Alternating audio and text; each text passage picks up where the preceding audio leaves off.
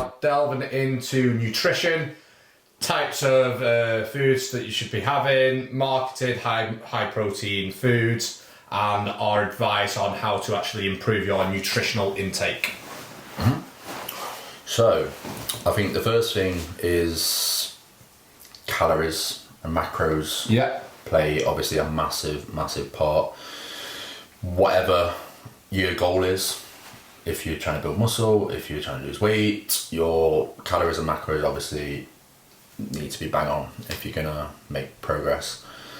So I don't know how you guys actually do your plans for your clients. Do you give them like a set diet plan, or do you give them calories and macros? I do calories, macros, and a set diet, so they have all of it in one go. But then I'll go specific with that client. I'll go like, this is the end goal to get you to these macros, but right now with where you're at, we're just going to start with this, the calories, get you used to the calories and maybe the protein to start with, and build them step by step. But I like to give the full picture, because if they want to go all in, as I know some people do sometimes, I like to give it them all.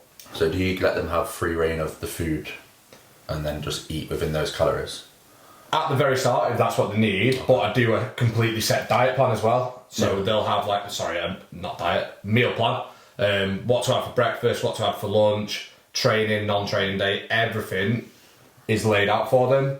Because I know a meal plan I prefer to follow, and a lot of people it works for. But I know some of my clients I work with do like to have the calories and the macros to chop and change things. What about you, Jack? Yeah, so I'll give them macronutrients to begin. Well, depending really. Normally for the first week I'll just get them to do a food log.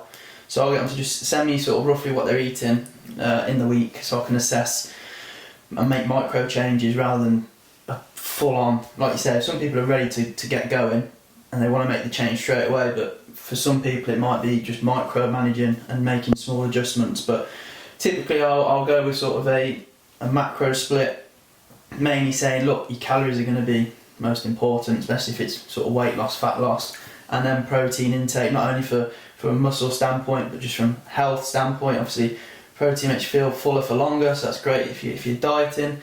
And then I'll give them some form of like a nutritional template with foods that they've told me they enjoy. I'll put that into a plan, but when I onboard anyone, they all get sort of like a nutritional guide of such, which delves deep into different proteins, different carbohydrates, different fat sources, why they're all important. So they'll have a good understanding of each macronutrient. But for some, I don't like to make too many changes straight away, again depending on the individual. But then let's say they've got a holiday in 12 weeks, okay, we can't really wait around. You can't do 2-3 weeks of just little changes. It's going to be quite a drastic change. So I'll do it sort of that way, depending on the individual. Yourself, Lee? I'll do the calories, do their macros, and then I'll give them like a meal plan, but I'll give them the best options for like each meal, if that makes sense. Yeah. So there's flexibility there, but as many as the better options of food, so the quality of the food that they're eating. This is why I did used to do it in the past, where I used to just give clients their calories and then they could just have what they want, track what they want. But I just found that from a results perspective, like it's just not as good. So I'd rather give the clients that work out the calories, work out the macros, and then give them set foods to have. Obviously I'll work out how much they can have of what food, give them the options for each meal, and it just works so much better. But in regards to like the macros, so I do high protein, fairly high carb, and then a low fat diet. That's how I structure all of my nutrition plans. And then just the quality of the food, so as much kind of whole foods in there as well to get rid of any bloating, so they're not holding like water and stuff.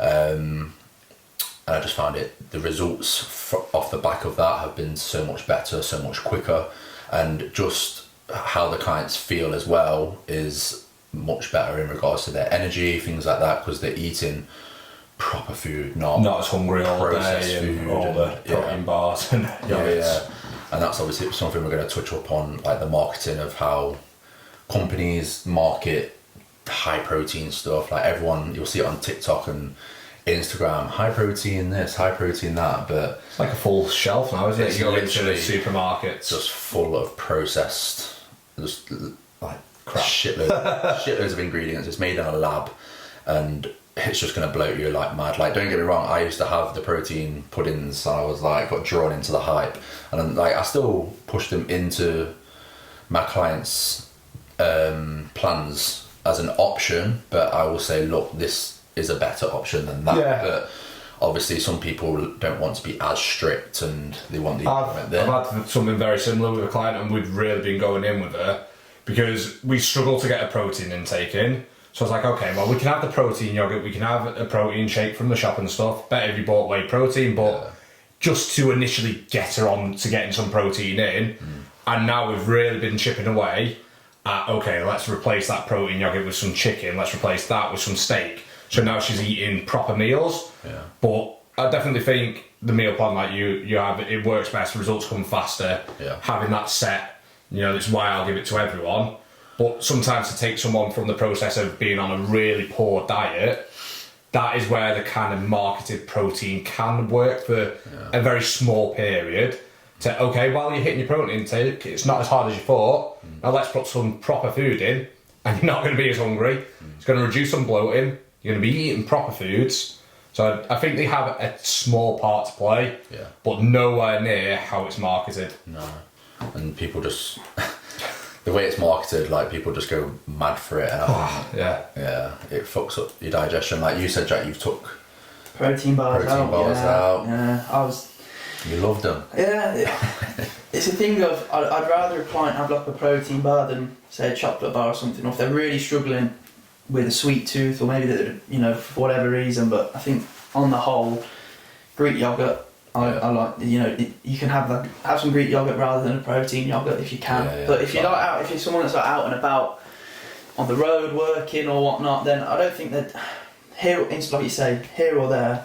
I think that if they're going to allow you to hit your protein intake, then it's fantastic. But from a digestive standpoint, they're not fantastic. So touching a bit more on the meal plan then, Jack.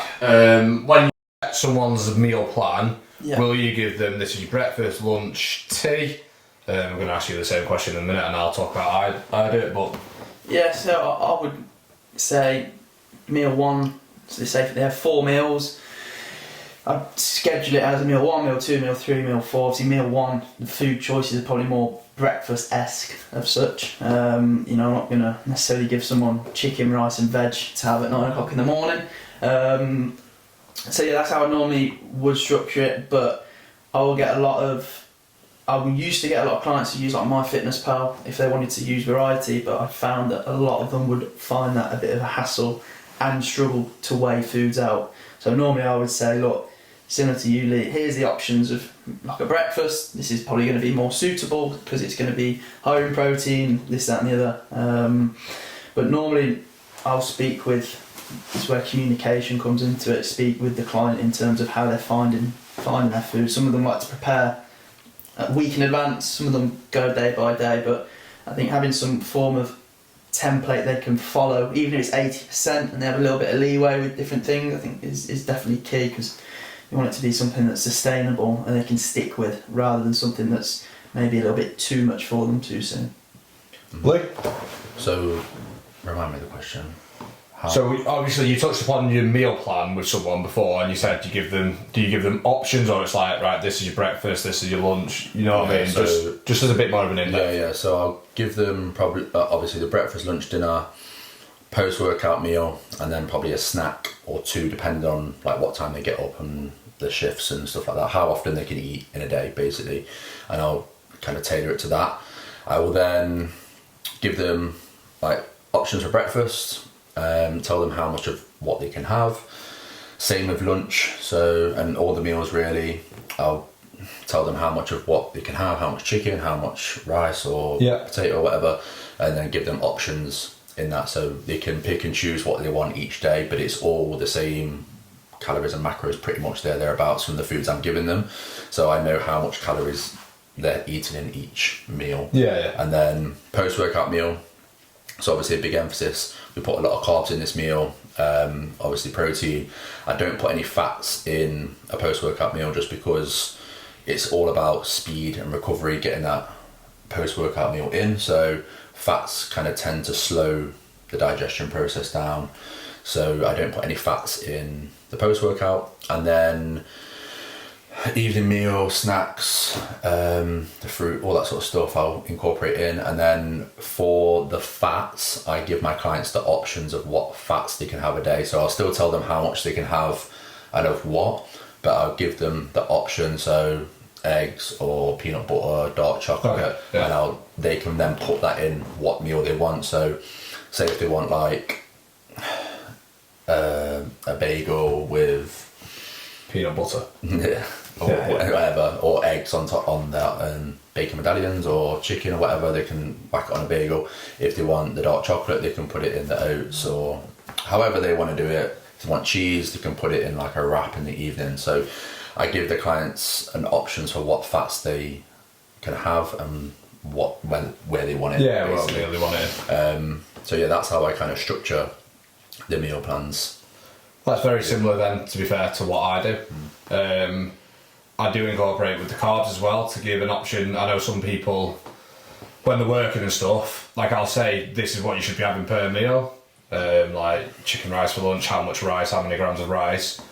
But then the option of the whole day of how many carbs, how much rice across the day. Okay. So if they want a larger meal of an evening because they struggle for work and work performance, especially if you're in a busy job, our cameraman himself here, it does make a big difference in performance in work, you know, when you're stressed and stuff. Yeah. Having too much can slow your performance down, it makes you feel lethargic, so sometimes it's beneficial, and that's just something that I've recently, again, incorporated, but dependent on the person. So if you are a busy person who works mad shifts and you need to stay focused, I would advise making your like lunchtime meal with a lower carb, something that's not gonna, you know, fill you up, make you feel too lethargic. Okay. You know, as a big meal, and save that and have a nice big tea. It's also filling yourself up. You've got the full night, rest and recovery. Just a slight manipulation I've recently made with some people's diet, but that's more, again, specific to that individual. Yeah. But on a whole basis, I would go meal 1, 2, 3, 4, 5, however many meals. Be nice to have a lot of food at the moment. However many meals they need, what their options are. But again, given the option of carbs throughout the day is something that I've thrown in as an extra as well. Sounds good. I wanted to touch upon the quality of food. Yeah. So I know we've kind of touched upon the high protein stuff and the way stuff's marketed, but the actual food that you are eating and the quality of the food, because recently, so obviously when I was in my off season or my bulk, I was eating bagels, I was eating square bars, I was eating Cocoa Pops, like all the good stuff. And since I've kind of swapped those out for more whole foods, so a lot cleaner foods, like the week I actually swapped them out. So I was still having Cocoa Pops post workout. I was still having a bagel for lunch with chicken, just a chicken bagel. I kind of push this onto my clients as well, because like it's all right giving them options, but if you're going to give someone an option between, say, a bagel or rice, Yes, so 9 yeah, times out of 10 bagel. I'm going to go for the bagel. But actually realizing what the foods give you in regards to energy and how that food's going to react, and like bloating, things like that, it all makes a massive difference to your progress. And obviously people are very big on like scale weight and things like that. People get bogged down on scale weight, but I think if you can, obviously the enjoyment needs to be there as well, but at the same time, if you want quicker results and probably better results, try and stick to as many whole foods as you can that are going to give you more energy but also not bloat you as much and make you feel Rice and potato, carbohydrate based mainly then, Yeah. would you say? Yeah. Because obviously it's the most natural Yeah, source. yeah. Sweet People potato. that have a lot of pastas in the diet, so a lot of breads. I still have a bagel in my diet, which I'm reluctant to remove. Yeah, trust me. If you change it, you'll see the difference and feel the difference. Because I was the exact same. I was like, don't take my bagels out. And as soon as I changed it and just cracked on with it, I was like, fucking hell, the difference. And you'll notice it. Trust me. We'll see. We'll see on that one. Yeah. But I definitely think a lot of people are that much on pasta-based foods and breads and everything else. It's why so many people are bloated. See, you're not meant to feed ducks red eye. It bloats them. You're meant to feed them seeds, proper foods. Putting the right foods in your body does make a massive difference. We're not meant to eat all the processed foods that's in the shop. You know, it's just advertised, it tastes good, it's got extra sugars in. That's why it's so enjoyable. But when you do find a proper source of energy, a natural source of energy, like you said there, your performance goes up, your actual feeling in your body makes a massive difference, doesn't it? It's only like recently, since all these big factories and companies have been making, like years ago, like they want all the... Well, they're all linked. Yeah. A lot of your big food companies are linked with all your cancer drug sales companies, pharmaceuticals. Yeah. They're all one company, which speaks volumes in itself. So what you're putting in, eventually, they're then giving you the drugs to keep you going on. Yeah, it's profit. Jack? Yeah, no, Sorry. no, I agree. I agree. I just think I think the whole foods definitely from a digestive point of view is huge. I think for myself and with clients, I always like to just start off. If their diet is already lots of processed foods, lots of processed sugars, you know, lots of things that we potentially might want to look to change, I think it's just a case of giving them alternatives to begin with and then phasing them through it. It's going to be very hard for a lot of people to go from eating cereal for breakfast, sandwich for lunch and a microwave meal to me then saying, right, morning is going to be oats, lunch is going to be sweet potato and chicken, dinner's going to be turkey mince and rice. I think there could be, you can talk to them and say the goal is to eventually get there, but I think for me, I'd like to try and keep some form of normality. Yeah, step by step. Yeah, I think so, just to build them up. And like you say, you still want to have that enjoyment factor. If that means an off-plan meal at the weekend, which is perfectly fine, as long again as you can digest it and whatnot. But I think for me, I like to just start off small with that, depending on where they come to you. You know what their diets. And I've seen some diets that are potentially not the best, you know, a lot of fast food, a lot of takeaways and whatnot, and you know, that's people's lives, that's why we do what we do.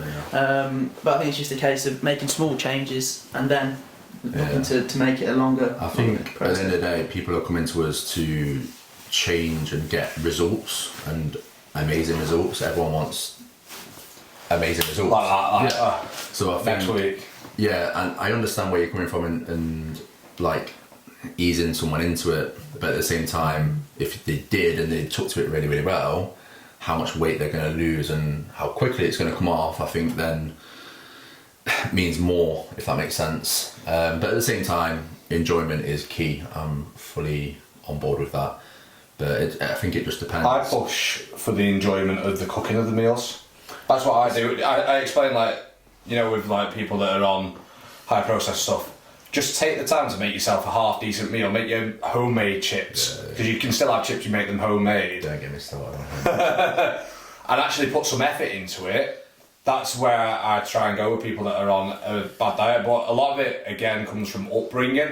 Like if they've been brought up on chicken nuggets and chips, it is hard to get through someone mentally, especially the older they are, because they've lived that lifestyle for so long. Phasing is key, but I do go down with you can still have chips, you can still have a burger, but let's make your burger, let's make your chips. Like, so the enjoyment's there, you're actually making the meal, you're more satisfied and you get everything in the whole like package. And you know what's going in it. Yeah. It's about taking pride in your meal prep at the end of the day, I think. Like you can still enjoy your food, it doesn't have to be processed stuff. Like proper quality food, made well, seasoned, It's better. It tastes better as well. I love it. So, and I think that's one thing I'm gonna change when I go into my off season. I'm gonna keep as many whole foods in as I can from a digestion point of view, because when the food gets high, digestion tends to go first. I think we all know that. It's hard to get the food in when you're already bloated. So I'm gonna keep it as clean as possible when I go into my off season. But yeah, take pride in your meal prep. And just setting time, like once or twice a week, to actually sit down, prep your meals, make them taste nice, and you've got all your meals there ready, and you can't really go wrong. So I'm sure people watching this, and whilst touching on that, have got families. You got obviously your daughter yourself. Yeah.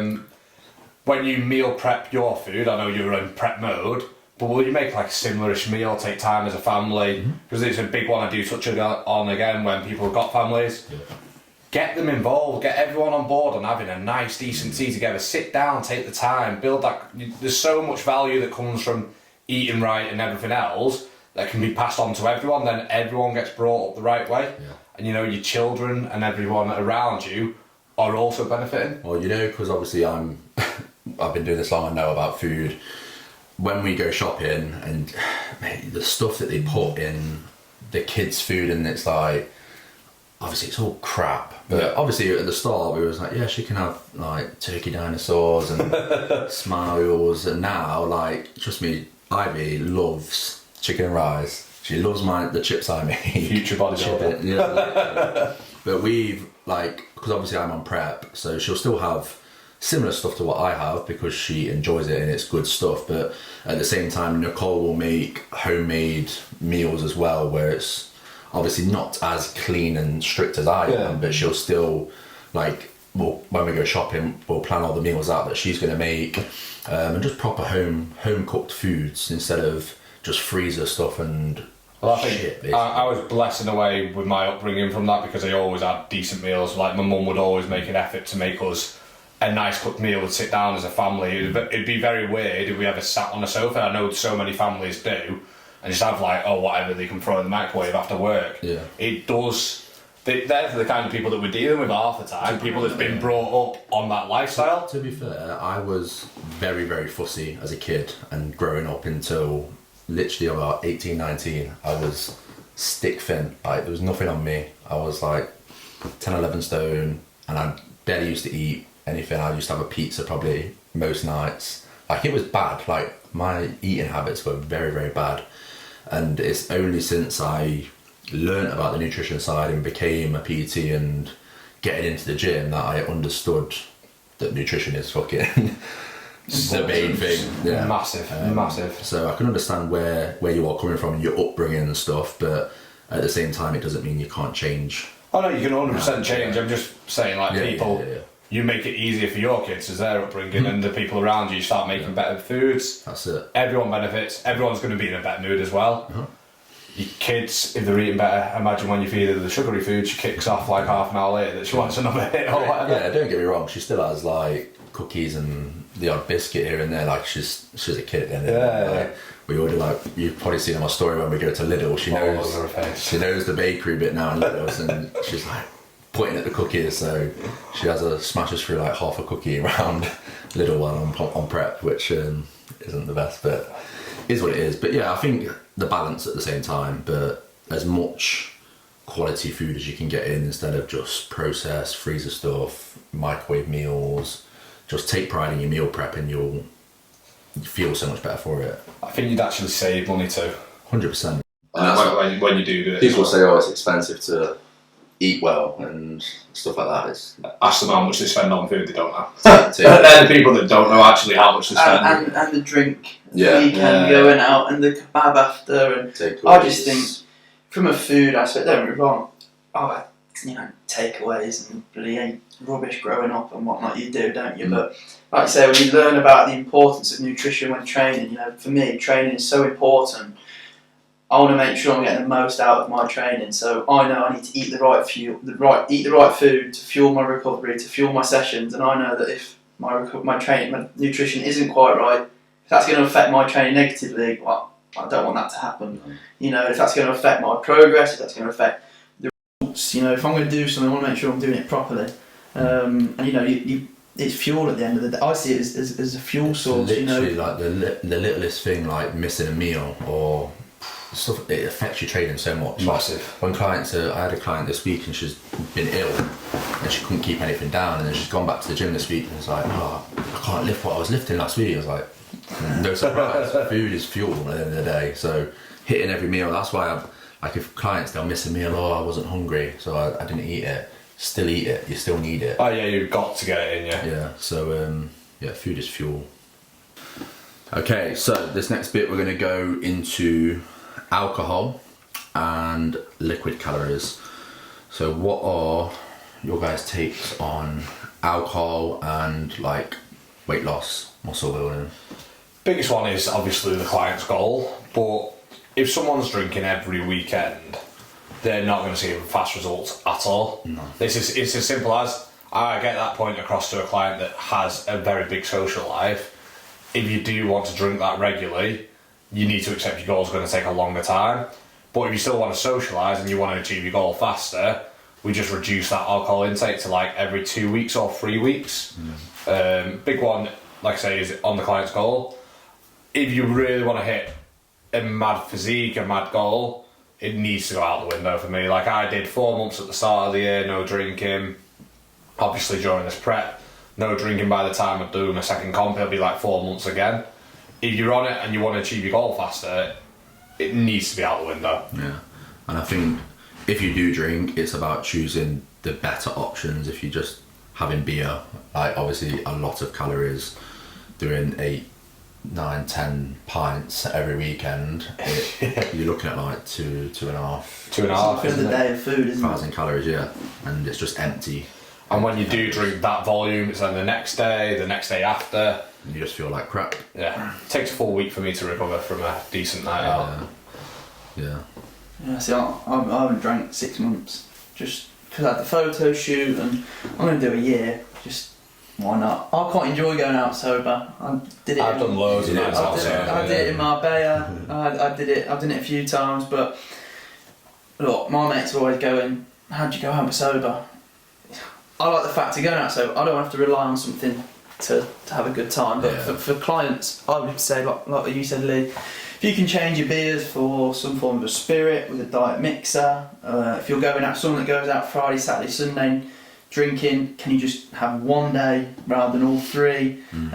But if you've got a holiday in 12 weeks and you want to make serious progress, then alcohol intake is going to have to be very, very limited. Like you said, for me, I can quite easily not drink for a long time. I know it's different for other people, it's a big social thing, but be sensible with your drink choices, and if you can, limit the frequency that you are drinking, because for me it's the days after that just make me feel awful. It makes me not want to stick to nutritional plans, makes me not want to train, makes me not want to go out and do my steps, so that's going to put me a week behind. And if you've already got a short window of time between your next goal, yeah, I'd just probably knock it on the head, but I understand a lot of people enjoy it. So it's what it does internally as well. Like people think, oh, a couple of drinks is okay, but even a couple of drinks, when you're on like a strict regime and all that, it's the inflammation it causes, the water retention, your rest, your recovery, your sleep, everything.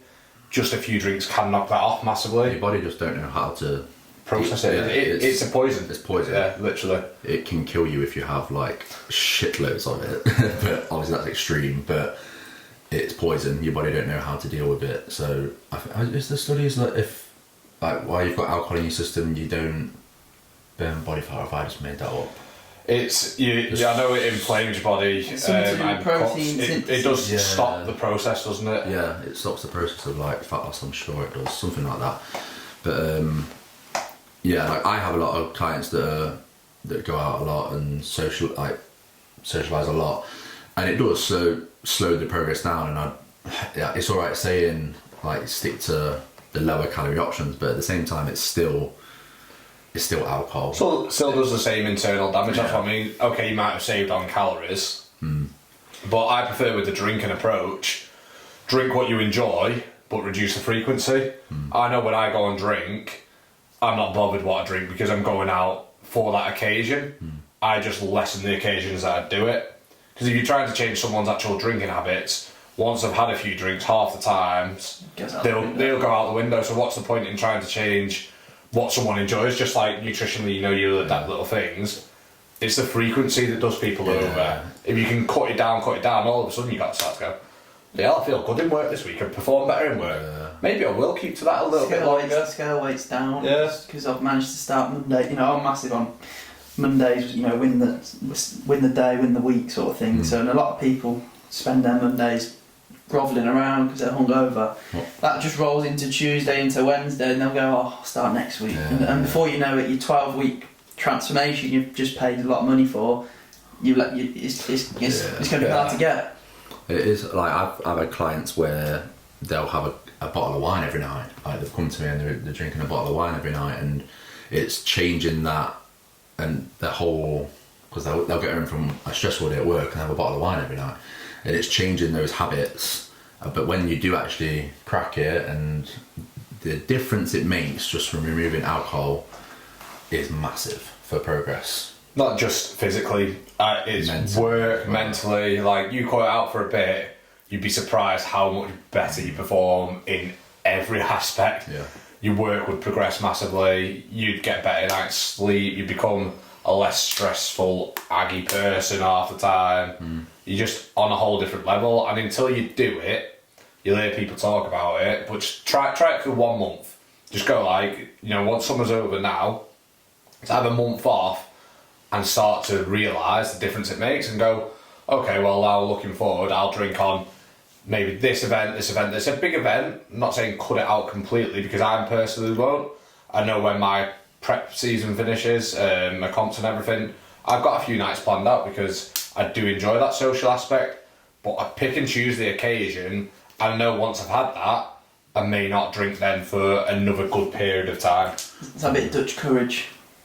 Have you Just, I don't need Dutch courage. I've done a butler in the buff in the past, so I've had more than enough Dutch courage doing that. It's more, I actually do enjoy having a drink, and the party now and then. I whenever I drink, it's just to get pissed. Like, I'm not one to just go and have a couple of beers and go home. Like, I'm either all in or all out. That's how I drink myself, and that's why I've not drank for the last 6 months, because 4 of those have been photo shoot. The last 2 months, I've just not been that arsed about it. So for me, I can flip the switch. I don't drink at all. I can't remember the last time I had a drink. My girlfriend, we don't drink. I'd rather go for a meal, like after my show. Like, you've got like nights out planned and stuff. I'm like me. I'd rather go for a meal and food, and I'm more of that side. A nice meal instead of going out and drinking a lot. It's just. But I get memories come through on my phone. Some of the funniest memories have been from years ago, where you're in the middle of a street at R4 with you know what I mean. I can understand why. I used to drink when I was younger, but now I'm obviously. But you've got young kids, it's a completely different stage. So I understand where, like, my younger clients, when they want to go out and socialise, that's fine, but you have to realise it's going to have a little bit of a knock-on effect in your progress and how quickly you get to 100%. your goal at the end of the day. But yeah, so alcohol, limit it as much as you can. If you can fully remove it. When you go out, stick to the lower calorie options. And that's pretty much it. And that kind of goes on to like liquid calorie. Like, how do you guys? Teas, coffees, juices. Yeah. Where people have so many calories that they don't realise. They don't until you break it down, and you're like, I have like 4 lattes a day, and I throw a few sugars in there. I have a bottle of Coke with lunch. Like 500, 1,000, sometimes 1,500 calories in just literally juices. And that's the thing. People will just track the food and not the liquid. It's mental though, because like you said, like a latte at Starbucks or Costa, it shows you like your calories. So like you have like some of those, like with the cream and with everything else, they're like 500-600. I'm like, who on earth goes for a coffee 500-600? For me, with most clients, again, I'll assess where they're at. If there's someone that having 4 lattes every day, I'll say, right, what I want you to do, cut that down to 2 lattes every day. Yeah. Just a small change, or change one of those lattes for an Americano or something along those lines. But for me, I would much rather use the calories from liquid for food, because you're going to get so much more from it from a nutritional standpoint. From a satiety standpoint as well, you're better off using those calories with food, like we've spoken about, in terms of keeping yourself feeling fuller. So yeah, for me, I'll have the occasional flat white, but most of the time, it is flat white. it's a black coffee. Yeah, I have black coffee. Yeah. 2 black coffees a day at the minute.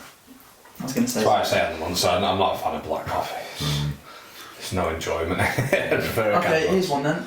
What's your thoughts on diet drinks? Because I know at the moment it's probably not the best time to ask, because in a prep. I wouldn't After prep, they'll be going out. To be fair, I have it as a treat because I can get away with it, which I shouldn't really. But It's better off just having that than yeah, food or something. it's still not good for you. Having the cans of Munster ain't good for you internally at all. They should be out completely. Yeah. But is my one little thing that I can have that like is seeing me through. It's not good for you. I will be removing them as soon as I can, but for energy levels, it's kind of just. What about for clients though? What about, say they're in a dieting phase? Would you? It's like for me, I like to sometimes use like a diet drink as a tool. So like a Diet Coke, for example. When hunger, food might be low, expenditure's high. It just, I know internally it's not great and it is full of absolute rubbish, but I think it's good. It's a good tool to use. Yeah, in regards to like sugar-free drinks, so normally for my clients' plans, I'll say you can have obviously your water's the main thing. Put like your no added sugar juice in there, and then like 1 can of like a Diet Coke or Coke Zero.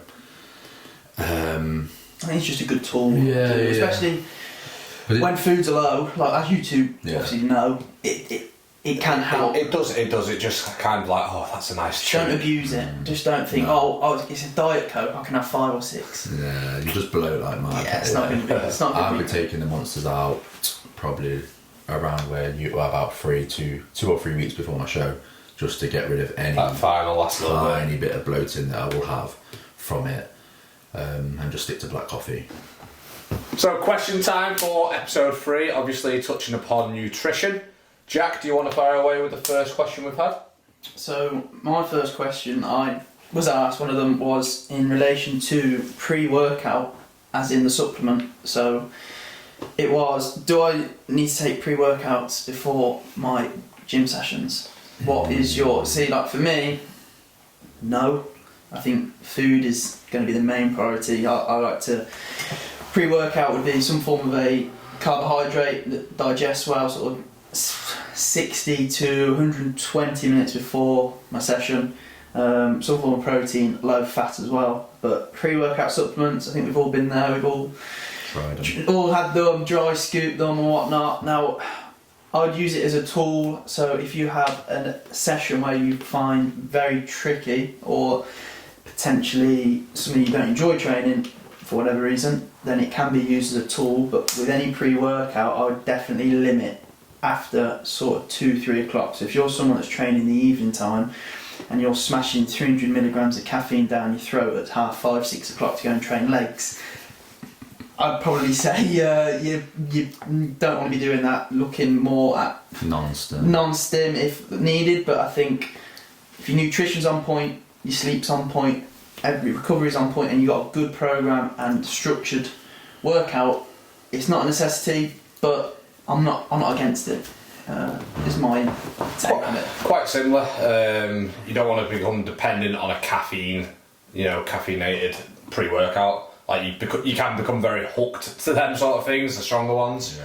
Like you see some of these, bodybuilders that are having like 2-3 scoops. That in the long run, if they're doing that consistently, is not ever going to be good for your heart, is it? It may give them the kick they need for the session, but from a health perspective and longevity, heart rate would be through the roof. It's being careful. I would use them. I've used them now and then, but like you said, selectively.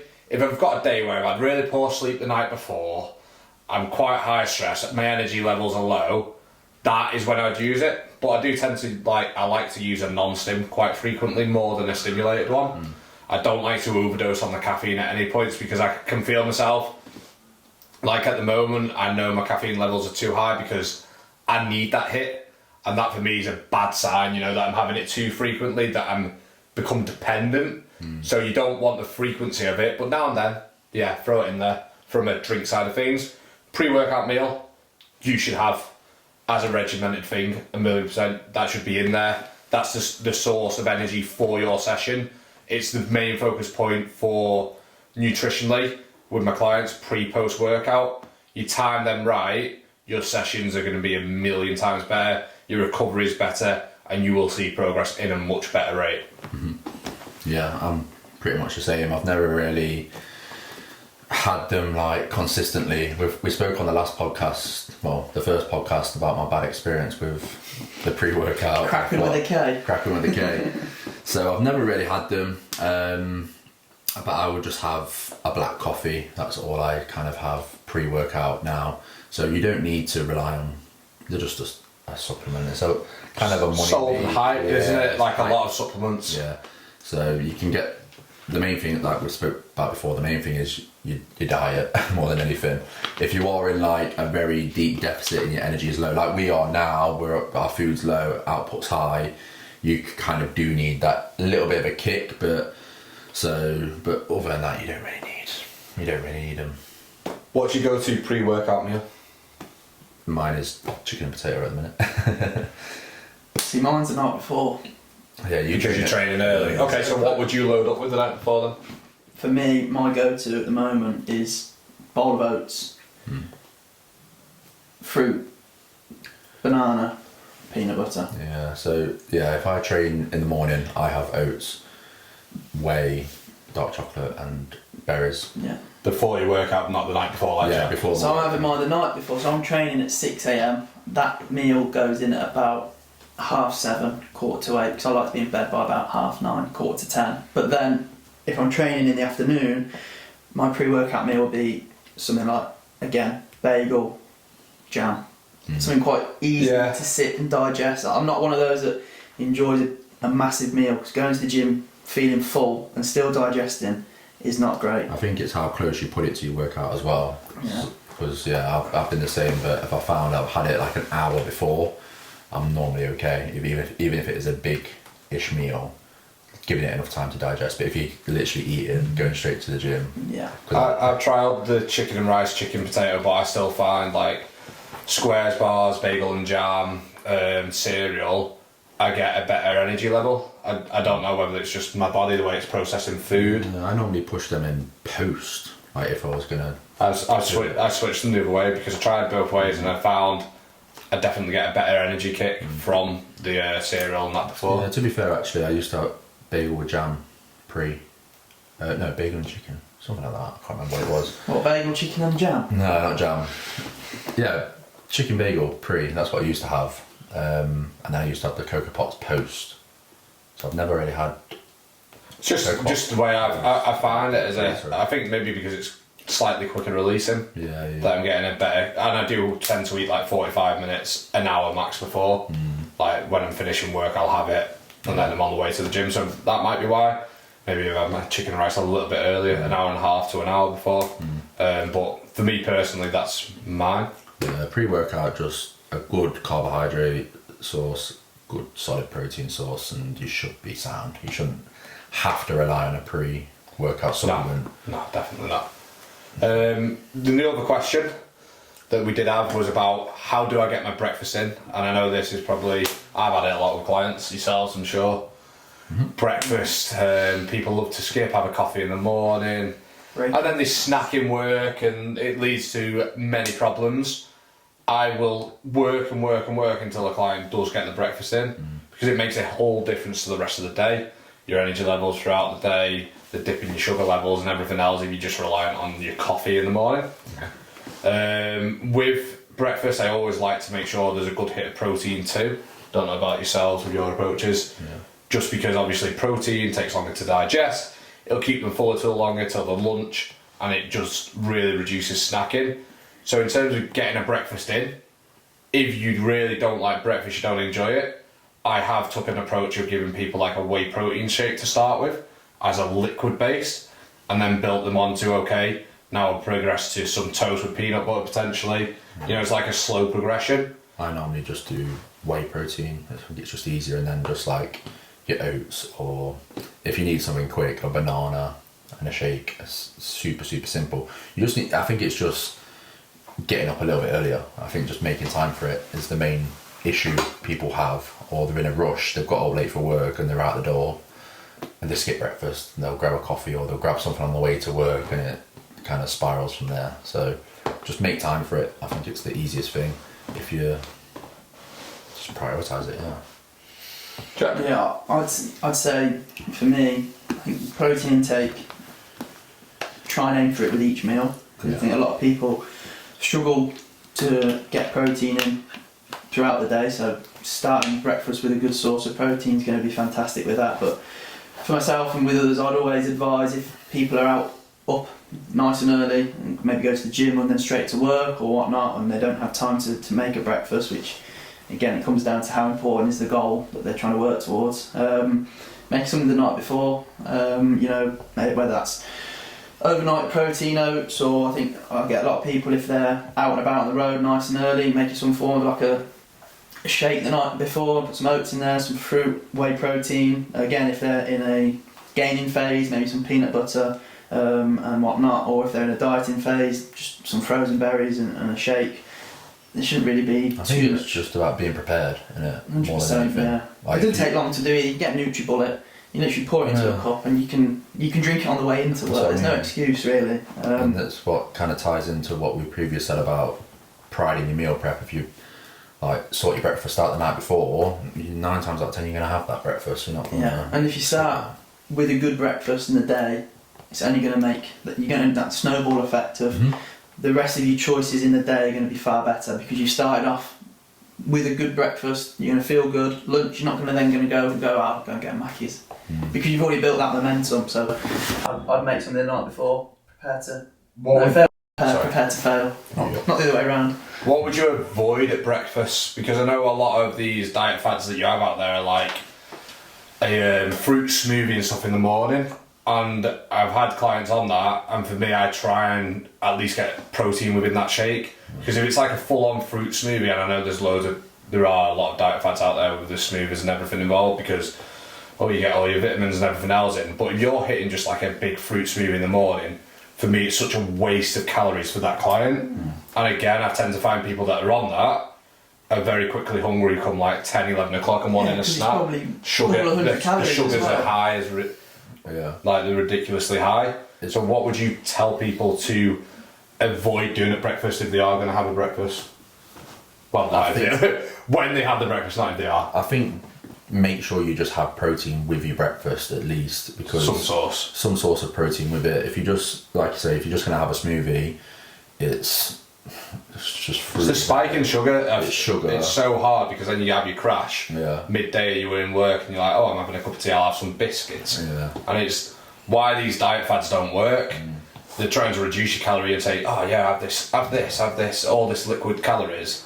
But that's why you're so hungry and you just want it in snacks, and then you end up, you drop your weight quick, all this water weight, and it just goes straight back up. I think it's just getting a good protein source with it, and a good, nice, clean carb source that's going to give you a good amount of energy. Like oats, it's a slow release carbohydrate. It's going to give you energy for like the next 2, 3, 4 hours, however long it may be. So and then you're not playing catch up on your protein intake. So I have, with my clients, I put protein in every single meal, spread across the day, like 20-30 gram of protein in each meal. You're not going to get bloated off that. I think if you're saving all your protein for the evening and you've got to fit in like 60, 80, 100 gram protein in the evening, you're just going to be bloated and full, and your digestion is going to be a bit screwed from that as well. So just space it all out. That's why like we eat 4 or 5 times a day, but it's not big meals, it's small, not smallish meals, but you know what I mean, like just spaced out throughout the day, and you're not going to be bloated or anything like that. You're going to have a good amount of energy throughout the day. So yeah. Okay, a question that I did get asked as well on my Instagram: what's your favourite go-to meal? As in, like, going out? Well, let's do clean-wise, like your favourite meal that you go to when you're on, like we're on prep or dieting phase, and then your favourite off-plan meal. So mine favourite on-plan meal at the minute is my chicken and potato, because I've done my potato, I chop them into chips, smother in paprika, salt, whack them in the air fryer, and then my chicken. So I do my chicken on the barbecue. I use Nando's rub on my chicken. So it's like barbecue chicken, nice. barbecue chicken. Obviously whack it all together, some lettuce, cover in salt, and oh my god, it's just hitting the spot. I have it twice a day at the minute, and it tastes amazing. And then my favourite go-to off-plan meal would be a pizza. I love pizza, but I haven't had one since the start of my prep. Well, all these calories you had the other day. Burgers, burger and fries. Yeah, so I'm looking forward to a good pizza after the show. So yeah, they're mine. Jack.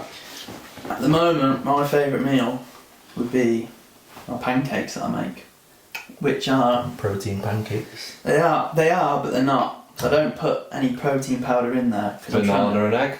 banana, 3 eggs, oats, then a little bit of milk, depending on how thick. Probably get 4 or 5 of those. Some dark chocolate in between each pancake so it melts. A bit of Greek yogurt on top, a couple of raspberries, and a drizzle of honey.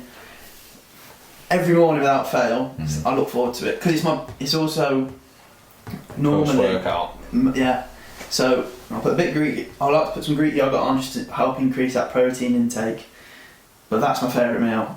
Favourite off-plan meal. Now, any food I cannot digest. So I used to like curries. I can't digest them. Chinese, can't digest them. So for me, I'd go with a standard steak and chips. Peppercorn sauce would do the job because then I'm not spending the whole night on the bog shitting myself. Fair enough. You know, so you got to think of these things. Yeah. You know, Chinese or a curry would be lovely, but a red raw ass the next day is not what I'm looking for. To be fair, when last year when I hadn't had a pizza in like ages or an off-plan meal or anything, we went to Pizza Hut like after I finished dieting, did like the large deep pan pizza, inhaled it, mate. I had to go to the toilet there and then in Pizza Hut, Yeah. and it was one of them, you know, when you're waiting for people to like leave the toilet. Oh, yeah. Dribbling down your leg. It wasn't pleasant. Steak and chips I can digest Yeah, alright. yeah. Yourself, what were you enjoying? Well, obviously I'm in and out of hotels, which has made prep harder. So the one thing I do look forward to is my steak salad every night because it's freshly made. It's the only freshly made meal I get each day. So that is enjoyable every night. I really look forward to it. It's the end of the day. It's like, yeah, something to look forward to. Off plan wise, I've not really got a go-to. I love food. So Mexican enchiladas, a proper Mexican night, Chinese, or a good pizza / burger. I'd probably have a full table full of the mix. I've no issue digesting it either, which is good. But it depends. Or a good Italian / fish linguine.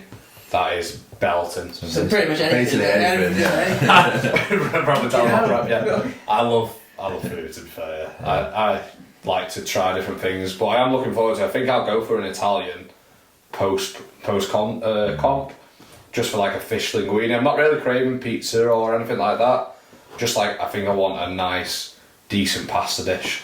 I think that's what's going to be my go-to. I think that's the first time I've ever heard anyone say they're having pasta after a, No. you know, like normally it's like 5 I'm not burgers, craving chips. any of it. Like, it doesn't do it for me half the time anyway. I was making, like, at the start, homemade burgers, so I've had them not too long ago. Yeah.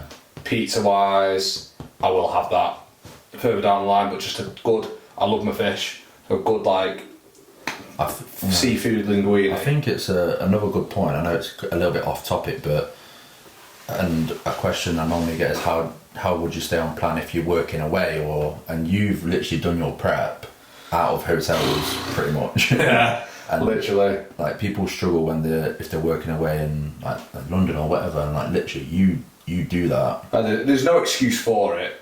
The easiest way to do it is look at your meals.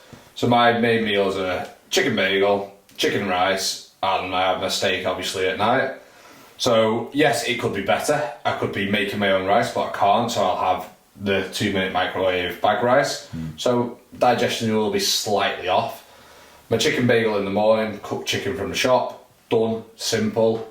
Steak tea at night. Now this is the one that really is grating on me at the moment, because I'm changing hotels. You get the meal deal voucher. It's where you get a breakfast, which I don't bother in the hotel, and then you have a starter or dessert with your meal. So like, oh, what starter do you want? None. What dessert? None. What's wrong with you? Nothing. I'm on a diet. Can I have the steak, salad, no chips, make sure there's no sauces on there, and it's alright, like, but every time I change hotel I get the same thing, and I just go to the staff like, if you want it, and say the breakfast or whatever, but it's on your goal. If you want to achieve something, you will do whatever it takes. If you don't, you'll come up with the excuses. I could easily have the dessert every day if I wanted to. It's there. It's available. In work, we've had cakes, all sorts. We took clients out to an all-you-can-eat buffet, and I asked the guy, like we spoke about it, to wipe down the surface, get the oil off there, cook my steak for me separately. Give me a funny look, Dedication, right. but it's. I want to step on stage and know I've done everything I personally can. It's annoying I can't cook my food, yeah, but what can I control? I will control everything possible. Control what you can control. Yeah, and then not stress about anything else. That's how I'd approach anything. Yeah. All good. Is that pretty much it for this episode, I think? Yeah, so the next time we probably do this will probably be post our comps. Yes, yeah, it will be. So we might be looking a little bit different depending on how much we've binged afterwards. Yeah. But I'm sure we won't be far off where we are. You'd probably look. It might be just before your comp. Or just after. Probably just after. Just after, yeah. No, just I'll after. have a tan like you two as well. Yeah. Back to the first. Way up in September. You're So. off. Yeah, so. So. But yeah, we'll wrap it up there and we will see you in the next one.